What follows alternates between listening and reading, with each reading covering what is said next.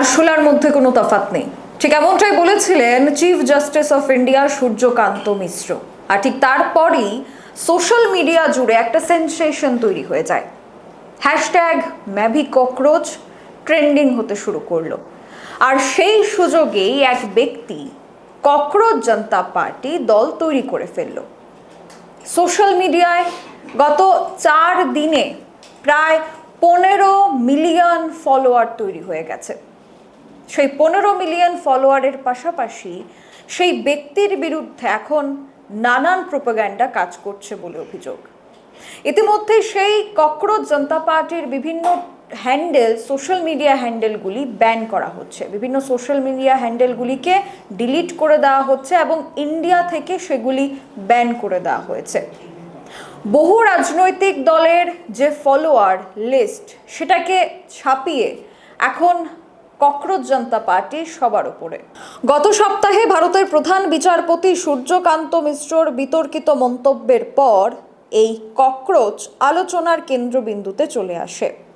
এক শুনানির সময় তিনি বলেছিলেন, সাংবাদিকতা এবং সমাজসেবার দিকে ঝুঁকে পড়া বেকার তরুণরা তেলাপোকা বা আরশোলা এবং পরজীবীর মতোই। আর তারপরই জন্ম নেয় ককরোচ জনতা পার্টি। বোস্টন ইউনিভার্সিটির এক ছাত্র এবং প্রাক্তন রাজনৈতিক ব্যক্তিত্ব, যে 2025 সালেও আম আদমি পার্টির সাথে যুক্ত ছিল।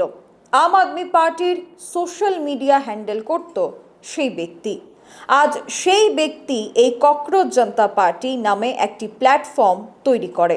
ইউএসএতে থাকা বোস্টন ইউনিভার্সিটির ছাত্র অভিজিৎ দীপকে মার্কিন যুক্তরাষ্ট্রে যাওয়ার আগে আম আদমি পার্টিতে কাজ করতেন। এই কয়েকদিনের মধ্যে 15 মিলিয়ন ফলোয়ারের পাশাপাশি সিজেপি একটি গুগল ফর্মের মাধ্যমে হাজার হাজার সদস্য সংগ্রহ করে। হ্যাশট্যাগ ম্যাভি ককরোচকে ট্রেন্ডিং করে দেয়। এই যে ফলোয়ার, সেটা কোত্থেকে আসছে? ইতিমধ্যে বেশ কিছু ঘটনা ঘটেছে আমাদের দেশে, যেখানে নিট পেপার লিক হওয়া থেকে শুরু করে চাকরিজীবীরা বা যারা চাকরির জন্য দৌড়চ্ছে, বেশ কিছু যুবকরা, যুবতীরা, বেকাররা, তাদের সংখ্যা বেড়ে যাওয়া, বিভিন্ন পরীক্ষার প্রশ্নপত্র লিক হওয়া, সে কারণে বেকারদের ক্ষোভ এই ককরোচ জনতা পার্টিকে সমর্থনের একটা হিড়িক বেড়েই চলেছে। তবে এরই মধ্যে এই ককরোচ জনতা পার্টি বিরোধী রাজনৈতিক দলগুলির যে ভোট ব্যাংক বা বিরোধী রাজনৈতিক দলগুলির কাছ থেকে ডাইভার্ট করার একটা রাজনৈতিক উদ্দেশ্য বলেও নানা মহল ভাবছে। আপনারা এই বিষয় নিয়ে কি ভাবছেন অবশ্যই আমাদের জানাবেন। এখনকার মতো স্পেশাল আপডেট নিয়ে বিদায় নিচ্ছি। পরবর্তী খবরাখবরের জন্য চোখ রাখুন সোশ্যাল বাংলার পর্দায়। নমস্কার। প্রত্যেকের জীবনের স্বপ্ন থাকে পড়াশোনা শেষ করে কর্মজীবনে প্রতিষ্ঠা পাবার।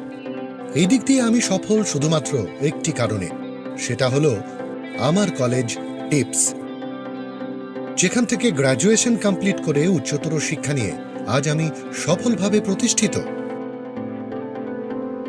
টিপসে পড়াশোনা ছাড়াও নিজেদের কেরিয়ারে কিভাবে অনেক বেশি মাত্রায় সুযোগ পাওয়া যায়, তার সবকিছুই হাতে কলমে শেখানো হয়।